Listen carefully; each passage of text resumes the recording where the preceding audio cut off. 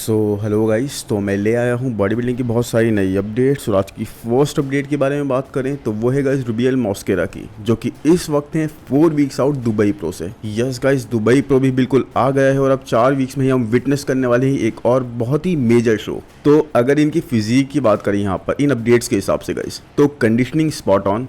इस वक्त इस पॉइंट ऑफ टाइम पे 4 वीक्स के हिसाब से बहुत अच्छी कंडीशनिंग ये मेंटेन कर रहे हैं। मुझे ऐसा नहीं लग रहा है कि अपने स्केड्यूल से थोड़ा सा भी पीछे हैं, बिल्कुल उसके हिसाब से ही चलते हुए लग रहे हैं। यस, डेल्ट्स देखोगे आप, डेल्ट्स आर गेटिंग फाइब्रस, जो कि पहले हम नहीं देख पाते थे। इनके हार्डनेस इनकी फिजिक में काफ़ी अच्छी आ रही है। अब देखो, ये पहले इन्होंने जो शो करा था रोमानिया प्रो, आई थिंक वहाँ पर बहुत अच्छी फिजिक लाए थे। उसके बाद भी इनके मसल्स में कंडीशनिंग अच्छी होने के बाद भी इनके मसल्स में वो हार्डनेस विजिबल नहीं थी, जो कि इस बार दिख रही है। इस बार थोड़ा सा ना एक नाली सा लुक आ रहा है इनकी फिजिक में। तो आई थिंक इस पूरे टाइम पीरियड में बीच का जो इन्होंने गैप लिया था उसमें काफ़ी अच्छा वर्क करा गया है। इंप्रूवमेंट्स आर डेफिनेटली दिया।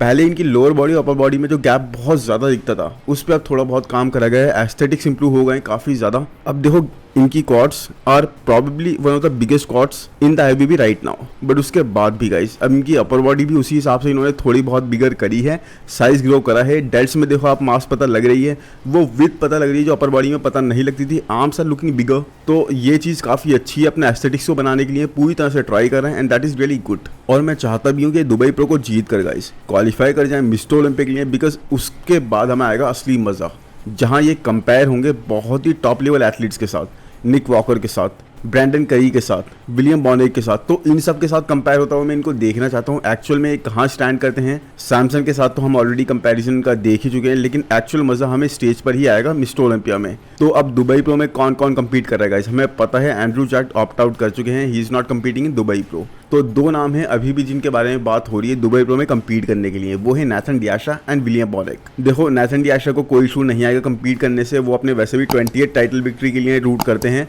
तो बार बार कम्पीट कर लेंगे इस सीजन में अगर क्वालिफाई हो भी गए इस वीक होने वाले शो में। बाकी विलियम बॉनेक अगर वहाँ पर आते हैं गाइस, तो जजेस ने हमें बता दिया है कितना ज़्यादा उनकी फिजिक को प्रेफर कर रहे हैं, कितना ज़्यादा पसंद कर रहे हैं, कितना ज़्यादा उनको रेस्पेक्ट दे रहे हैं।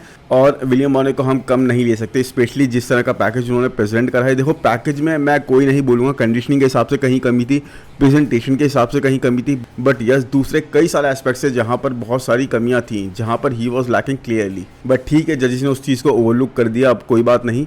बट इनके लिए मुश्किलें खड़ी हो जाएंगी अगर विलियम बॉनेक वहाँ पर आ जाते हैं तो।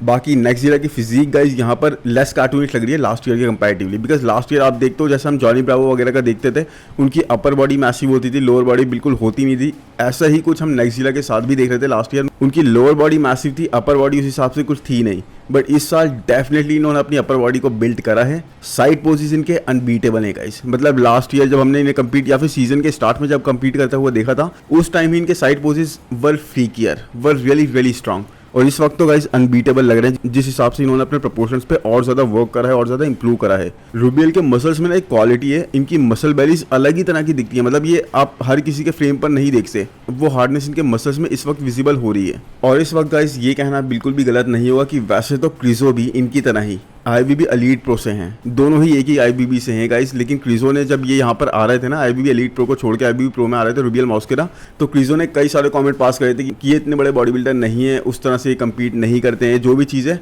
लेकिन आई थिंक ये कहना बिल्कुल भी गलत नहीं हुआ कि इस वक्त गाइस ये क्रिजो को सरपास कर रहे हैं। Yes, he has not even qualified. उसके बाद भी गाइस जिस तरह की इंप्रूवमेंट्स अपनी फिजिक में प्रेजेंट कर रहे हैं ना, हमने इनका पैकेज देखा है स्टेज पे, हमने देखा है किस तरह से वहाँ पे लग रहे थे, थर्ड आए थे रोमानिया प्रो में, और उस वक्त इनकी फिजिक बहुत ही ज़्यादा टाइटर साइड पे थी, बहुत अच्छी कंडीशन ये नेल करके आए थे।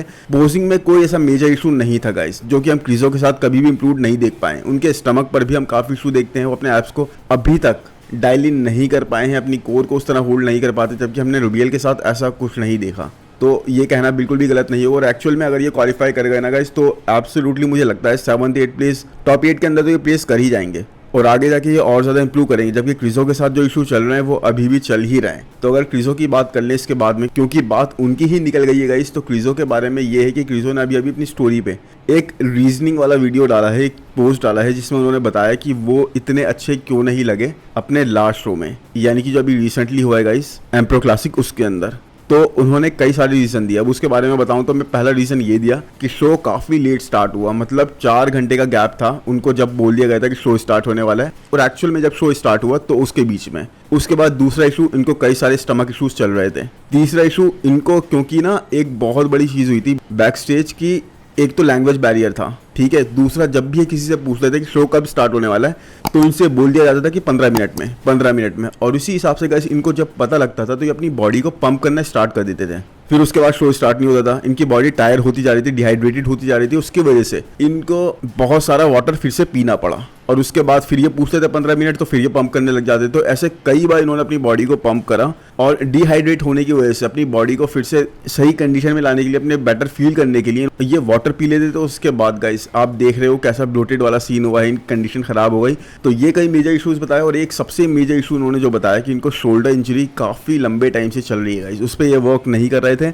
लेकिन अब इन्हें लगता है इट्स हाई टाइम इनको उस पर वर्क करना चाहिए, तभी ये उस लेवल की इंप्रूवमेंट्स कर पाएंगे जो इनको रिक्वायर्ड है, जो इनसे रिक्वायर्ड है इस स्टेज पर। तो एनीवेज इन्होंने अब ये बता दिया है, ये क्लियर कर दिया है कि अब ये नेक्स्ट वीक होने वाले शो, यानी कि इस वक्त जो होने वाला था इटली में, उसमें कम्पीट नहीं करेंगे। और साथ ही गाइस इस सीजन के आई बिलीव किसी भी शो में कम्पीट नहीं करेंगे, because shoulder injuries are the worst, they take the longest time to heal. और यही चीज़ इनके साथ भी है गाइस। तो आई थिंक अब ये एक अच्छा डिसीजन तो है, बट मुझे इनमें से कई सारे एक्सक्यूजेस ही लगे, क्योंकि लोग भी इस बारे में बोल रहे हैं कि अगर वहाँ पे ऐसा कोई इशू था कि 15 मिनट बोल दिया जा रहा था या जो भी था, ये सबको ही पता लग रहा था और सबके ही साथ था कि शो लेट स्टार्ट हुआ है। तो आपकी ही कंडीशन क्यों ख़राब हुई, सबकी क्यों नहीं हुई। प्लस गाइज एक तो दूसरी चीज़ मुझे ये समझ में आ रही है कि ही वॉज नॉट वेल, ये डेफिनेटली बहुत ज़्यादा क्लियर है। बिकॉज जिस तरह से पोस्ट कर रहे थे ना गाइस, इनकी हमने लास्ट 2 शोज़ में, यानी कि मिस्टर ओलंपिया में और लास्ट ईयर के एम्प्रो क्लासिक में, या फिर इस सीजन के स्टार्ट में जो इन्होंने शो करा था सैमसन डॉडा के साथ, उसमें भी देखा था कि इनकी पोजिंग काफ़ी हद तक इंप्रूव थी। इंप्रूव मतलब इन terms of holding the pose, ये इतना ज़्यादा शिवर नहीं कर रहे थे। बट यहाँ पर ये काफ़ी ज़्यादा शिवर करते हुए लगे, काफ़ी ज़्यादा ऐसा लगा जैसे बीमार असल में कोई होता है ना, उसका मन वैसे नहीं लगता, उस तरीके से बिल्कुल 100% देकर अपना नहीं कर पाता, चाहते हुए भी उनकी बॉडी वैसे रिएक्ट नहीं करती। वही चीज़ इनके साथ दिखी। एनीवेज गाइस कमेंट्स में बहुत सारे लोग इनको ये सजेस्ट कर रहे हैं कि भाई एक न्यू कोच हायर कर लो। Everyone is saying that.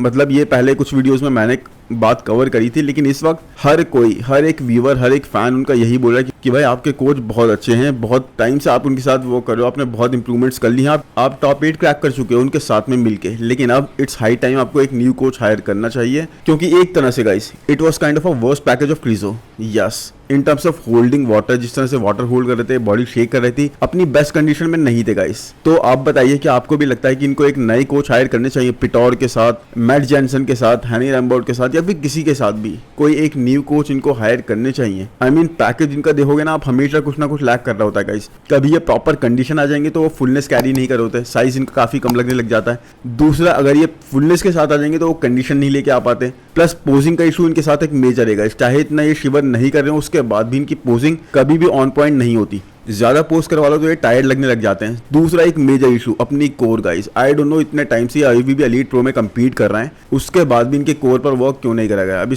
अब आई डोंट नो, इन्होंने एक पॉडकास्ट या वीडियो में खुद बोला भी था कि मैं अपनी कोर को ट्रेन नहीं करता, कार्डियो वगैरह इतना नहीं करता। तो ये कहीं ना कहीं एक कोच का भी वर्क होता है, आपके साथ में जब वर्क कर रहा होता है तो उसको बताना होता है या फिर उसको गाइड करना होता है कि ये चीजें बहुत जरूरी हैं। या फिर इनको लग रहा था कि ये आईवीबी एक्चुअल आईवीबी है जहाँ पे ये सब चीजें बहुत ज्यादा मैटर करेंगी, क्योंकि एलीट प्रो में तो देखो ये ऐसी कोर के साथ, ऐसे स्टमक के साथ, ऐसी ही पोजिंग के साथ जीतते आ रहे हैं, वहां के टॉप स्टार थे ये। बट यहाँ पर आकर रियलिटी इज हिटिंग हिम, यहाँ पर ये चीज़ें वर्क नहीं करेंगी, यहाँ पर कुछ चीज़ और ही करनी पड़ेगी आपको। यहाँ पर एक्चुअल बेस्ट से आपका कंपैरिजन है, तो यहाँ पर you need to put in extra efforts in everything. तो एनीवेज आप बताओ कि आपको लगता है क्रीजो का 1 साल का गैप लेना सही है, और ये रीजनिंग सारी जो उन्होंने दी है ये सब सही है, या फिर उनको एक न्यू कोच हायर करने चाहिए, या फिर सेम कोच के साथ वर्क करना चाहिए। एनीवेज गाइस इसके साथ अब चलते हैं नेक्स्ट अपडेट पे, जो कि है वेस्ली विजर्ड्स की। और वेस्ली विजर्ड्स के बारे में तो मैं क्या ही बात करूं, मतलब 280 पाउंड्स के हो रहे हैं 16 वीक्स आउट 17 वीक्स आउट के पॉइंट पर। अब आप समझ लो, अब यहाँ से प्रेप स्टार्ट करेंगे। 280 पाउंड्स गाइस, मतलब 280 आप समझ रहे हो कि ये क्लासिक फिजिक डिवीजन के एथलीट हैं, और हार्डी से ज़्यादा वेट है इनका, निक से ज़्यादा वेट है इनका, डायरेक्ट से ज़्यादा वेट है इनका, आई थिंक बहुत सारे ओपन डिवीजन के बॉडी बिल्डर से ज़्यादा वेट है इनका। एनीवेज इसके साथ साथ इनकी हाइट भी काफ़ी ज़्यादा है, 6 फीट 1 है, 6 फीट 2 के अराउंड है, तो उस हिसाब से बनता भी है। लेकिन उसके बाद भी guys he is being really big, और ऐसा होना पूरी तरह बनता भी है। पता है क्यों? क्योंकि इस बार उनका मुकाबला है सबसे बेस्ट क्रिस बमस्टेड से, yes, who is looking like a mountain. और माउंटेन से आप टकराते हो तो क्या होता है, you get crushed, yes you get crushed. और वही चीज इस साल होती हुई दिख रही है रमोन और वेस्ली दोनों के साथ। बाकी वेस्ली अपने बेस्ट एफर्ट्स डाल रहे हैं हर एक चीज में, रमोन भी आई बिलीव डाल रहे होंगे, उनकी अपडेट हम कवर करेंगे किसी नेक्स्ट वीडियो में। लेकिन मैन 280 पाउंड्स आप बिलीव कर रहे हो, ये तो ओपन डिवीजन के बॉडी बिल्डर्स का वेट है और ही इज लुकिंग रियली गुड। अपनी कंडीशन इन्होंने मेंटेन कर रखी है, अपना शेप इन्होंने मेंटेन कर रखा है। अब अगर ये यहाँ से 16 वीक्स की प्रेप भी करते हैं तो मेरे हिसाब से इनके लिए काफ़ी इनफ टाइम है वो, और स्टेज पर जिस तरह आते हैं वही चीज़ डिफाइन करेगी कि ये कहाँ प्लेस होते हैं। वैसे मुझे तो लगता है रमोन और इनके बीच में एक अच्छी बैटल होगी। देखो काफ़ी सारे लोग ये भी बोल रहे हैं कि ये क्रिस को बीट कर देंगे। अब देखो दो तरीके हैं इस चीज़ में, दो बातें हैं जिसके बारे में बात करना चाहूँगा। पहली बात तो ये कि क्रिस अगर लास्ट ईयर वाले भी होते ना तो मैं इस चीज़ को अग्री कर जाता, I would have believed it. लेकिन अब क्रिस दूसरे हैं man, Chris is like a mountain as I said. तो इस क्रिस को बीट करना जो इस साल वाला है, इस साल वाला सबसे बिगर क्रिस है, सबसे बेटर क्रिस होने वाला है, उसको बीट करना मुझे नहीं लगता। लेकिन अगर दूसरा पॉइंट ऑफ व्यू देखें गाइस, तो दूसरा पॉइंट ऑफ व्यू क्या है, most probably I think 95% chances हैं कि क्रिस इस साल रिटायरमेंट ले लेंगे। और आईएफबीबी इस वक्त एक न्यू स्टार ढूंढ रही है क्लासिक फिजिक डिवीजन के लिए, जो इस डिवीजन को उतना ही हाइप पर लेकर जाए या हाइप बनाए रखे जितनी की क्रिस ने करी है। क्रिस ने एक स्टैंडर्ड बहुत ही ऊपर रेस कर दिया क्लासिक फिजिक डिवीजन के लिए। अब इस डिवीजन के स्टैंडर्ड को मेंटेन करना guys is very very important. अब देखो रमोंडिनो के साथ क्या इशू है, एक लैंग्वेज का इशू हमेशा रहेगा। आप कुछ भी बोल लो जब तक वो इंग्लिश लर्न नहीं कर लेते, जैसे हम हार्डी के साथ देख चुके हैं। जबकि वेस्ली के साथ हम क्या देखते हैं guys, Wesley is very very popular amongst people. इनके फैंस क्रेजी हो रहे हैं इनके लिए, बहुत ही ज़्यादा पॉपुलैरिटी ये गेन कर चुके हैं। साथ में बहुत ज़्यादा गेस्ट पोजिंग भी करते हैं, पॉडकास्ट वगैरह अटेंड करते हैं, फैन मीट वगैरह इनकी काफ़ी ज़्यादा होती है। तो वो चीज़ें ना काफ़ी अच्छी जा रही है इनके लिए। तो एक आई थिंक इस हिसाब से अगर देखे आईएफबीबी कि हमें एक रोल मॉडल चाहिए दोबारा से क्लासिक फिजिक डिवीजन के लिए क्रिस के बाद में, तो वेस्ली मेरे हिसाब से एक परफेक्ट फिट है इसके लिए। देखो फिजिक कहीं से कमी नहीं है।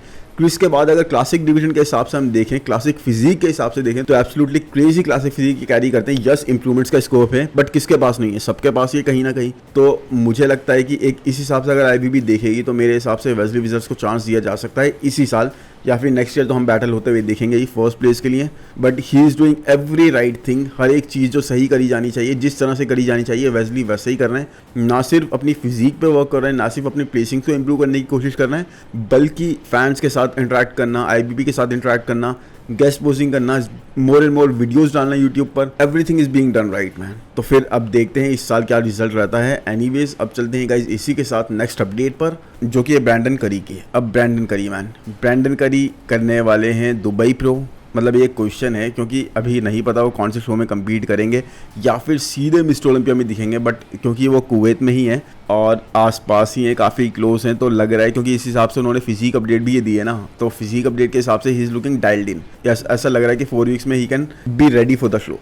बट एनीवेज हो सकता है ये अपडेट पुरानी होगा। इस ब्रैंडन करी की सारी अपडेट्स हमें यहीं देखने को मिलती हैं, इसी जिम के बाहर गेट के पास। तो एनीवेज आई थिंक ब्रैंडन करी को उस तरह से रिस्पेक्ट नहीं मिल रही गाइस जैसे वो डिजर्व करते हैं, बिकॉज सी 2018 से कॉन्स्टेंटली compete कर रहा है। कोई भी मेजर एथलीट गाइस हमें कभी ऑफ दिख जाता है, कभी ऑन दिख जाता है, कभी ऑफ दिख जाता है, कभी compete नहीं करता, कुछ रीजन होते हैं। बट ये तो लगातार compete कर रहे हैं और टॉप 5 टॉप 6 के अंदर प्लेस कर रहे हैं। तो that is a thing I think हम सबको अप्रिशिएट करना चाहिए। कंसिस्टेंसी बहुत ज़्यादा इस चीज़ में। और लेग्स की अगर बात करें, लेग्स डेफिनेटली गाइस यहाँ पर बिगर लग रहे हैं। बट अभी वही अगर प्रेप के दौरान जितना ज़्यादा खुद को पुश करेंगे, लेग्स इनके एक ऐसी चीज़ है जो सबसे ज़्यादा मसल मास लूज कर देते हैं। एज भी is also going to play a big role in this. साथ में हम डियॉन एस्ली के साथ भी देखते हैं गाइस कि ऑफ सीजन में उनके लेग्स भी काफ़ी बिगर हो जाते हैं। बट जैसे जैसे प्रेप उनकी होती है, जैसे जैसे वो खुद को पुश करते हैं इन terms of cardio, in terms of reducing the carbs and everything, उनके लेग्स भी काफ़ी लैक करने लग जाते हैं। तो वही चीज़ ये दोनों ही फेस कर रहे हैं एक तरह से। और इस साल भी हमें एब्सोल्युटली आई एम सर्टेन कि ये मिस्टर ओलंपिया में compete करते हुए दिखे जाएंगे। अब दुबई प्रो में दिखें या ना दिखें, अगर दिख गए गाइस तो आई थिंक ये जीत जाएंगे शो। बहुत ज़्यादा चांस है, आई थिंक इनको कोई भी ऐसी टक्कर नहीं दे पाएगा दुबई प्रो के अंदर, बिकॉज सैमसन डॉटा वगैरह वहाँ पर नहीं होंगे। और रुबियल मॉस्केरा उसके बाद भी खुद को बहुत ज़्यादा पुश करके आएंगे, लेकिन ब्रैंडन करी को बीट कर देना आई थिंक अभी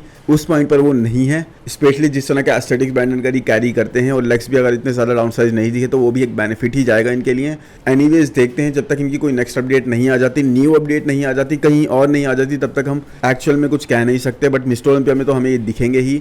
आप बताओ इस साल मिस्टर ओलंपिया में ये कहाँ पर प्लेस होंगे? क्या हमें ये टॉप 5 के बाहर प्लेस होते हुए दिखेंगे या फिर इस साल भी ये टॉप 5 क्रैक कर लेंगे?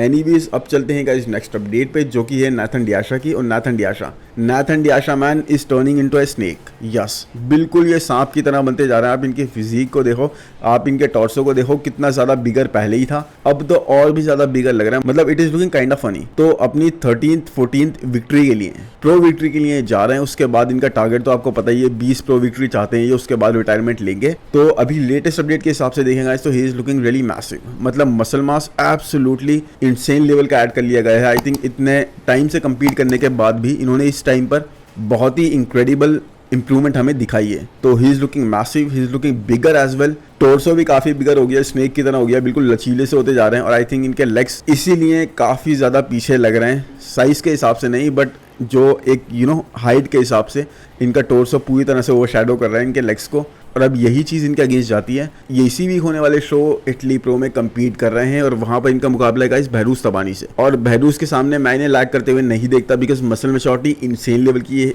कैरी करते हैं, ग्रेनीनेस इंसेन लेवल की कैरी करते हैं, कंडीशनिंग मुझे नहीं लगता है कहीं भी लैग करेंगे, बिकॉज सीजन का इनका सेकंड शो है। फर्स्ट शो इन्होंने जो करा था सीजन के बिल्कुल स्टार्ट में करा था, तो ये काफ़ी ज़्यादा फ्रेशनेस अपनी फिजिक में कैरी कर रहे होंगे और वही चीज़ इनके लिए काफ़ी अच्छी जाएगी। एक लैग करते हुए मैं इनको देखता हूँ गाइस तो इनके लैट्स के एरिया में, दूसरा देखता हूँ इनके टोर्सो के एरिया में कि टोर्सो इनका काफ़ी बिगर है, जैसा हमने बात भी करी, आपको दिख भी रहा होगा यहाँ पर अपडेट के अंदर।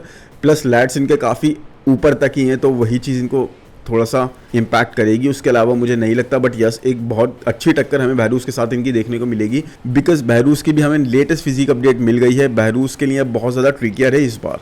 अब मैं ऐसा क्यों बोल रहा हूँ, क्योंकि अभी रिसेंटली उन्होंने कम्पीट करा है और इतनी जल्दी इतने कम टाइम पीरियड में दोबारा से पीक परफेक्टली हिट कर देना एक बहुत बड़ा इशू बन जाता है, बिकॉज आप अपनी फिजिक को हाइड्रेट भी करना चाहते हो और हाइड्रेट कर लिया, कुछ गलत हो गया, आप ज़्यादा इंप्रूवमेंट्स उस पीरियड में कर भी नहीं सकते, कुछ चेंजेस नहीं कर सकते। मैक्सिमम आपको अपनी फिजिक को उसी स्टेट में मतलब एक तरह से ना लेके चलना होता है बहुत लंबे टाइम तक। कार्ब लोडिंग ज़्यादा नहीं कर सकते, वाटर रिटेंशन का भी आपको ध्यान देना होता है। तो उसी तरीके से इनके लिए काफ़ी ट्रिकी है इस बार दोबारा से उसी तरह से परफेक्टली पीक हिट कर देना। तो लास्ट शो में हमने देखा था मिलियम बोनेट के साथ, इनका सिर्फ 1 पॉइंट का डिफरेंस था प्री जजिंग के अंदर भी, फाइनल्स के अंदर भी। वो बात अलग है कि लोगों के अकॉर्डिंग और बहुत सारे रिव्यूअर्स के अकॉर्डिंग यही वो शो जीते थे। एनीवेज यहाँ पर क्या हमें लगता है बहरूस तबानी जीत जाएंगे। अब देखो बहरूस के साथ एक कंट्रोवर्सी भी एक रोल प्ले कर रही है, या बोलूँ कि लास्ट शो में प्ले करा था कि ये हैं ईरान से और उस वजह से मिस्टर ओलंपिया में आना इनका लास्ट 2 ईयर से तो हो नहीं पाया और इस साल भी नहीं हो पाएगा, इसलिए जजेस ने इनको प्रेफर नहीं करा। अब यहाँ इस शो में कुछ और बात है, क्यों? क्योंकि नाथन डियाशा को भी मिस्टर ओलंपिया में आने का यानी अमेरिका में यूएसए में जाने का मौका नहीं मिल पाता, उनको अभी एंट्री डिनाइड है किसी न किसी रीज़न से, और इसीलिए वो भी नहीं कर सकते कम्पीट वहाँ पर जाकर। तो एक अच्छा मुकाबला है दोनों के बीच में, दोनों ही कम्पीट नहीं कर सकते मिस्टर ओलंपिया में, मतलब दोनों को पॉसिबल नहीं हो पाती है ये चीज़। तो दोनों ही ट्राई करेंगे और जो भी जीतता है हम देखेंगे कि कौन ज़्यादा केपेबल है। वैसे हम देख चुके हैं सीजन के स्टार्टिंग में आई थिंक रोमानिया प्रो था, प्राग प्रो था, जहाँ पे इन दोनों ने कम्पीट करा था सैमसन लाडा के साथ, और वहाँ पर वैसे बहरूस तबानी ने नाथन को बीट कर दिया था। नाथन वहाँ पर 4th प्लेस पर आए थे, बहरूस तबानी आए थे 2nd प्लेस पर। तो क्या वो चीज़ हम दोबारा से होते हुए देखेंगे? मैन टोटली पॉसिबल, कुछ भी हो सकता है, बट एक क्लोज बैटल हमें देखने को मिलेगी, because Nathan is looking very very impressive in terms of graininess, in terms of muscle maturity he is carrying man. और जो साइज ऐड कर रहा है ना, वो तो एक चेरी ऑन द टॉप है। एनीवेज गाइज, आई होप आपको ये वीडियो पसंद आया होगा। पसंद आया है तो प्लीज़ लाइक कर दो यार, चैनल को सब्सक्राइब कर दो, नोटिफिकेशन बेल को दबा दो, और कमेंट सेक्शन में ज़रूर बताओ आज की अपडेट्स आपको कैसी लगी और किन की अपडेट्स आप मुझे नेक्स्ट वीडियो में कवर करते हुए देखना चाहते हो। एनीवेज गाइज, मिलते हैं हम नेक्स्ट वीडियो में। Thank you, bye bye.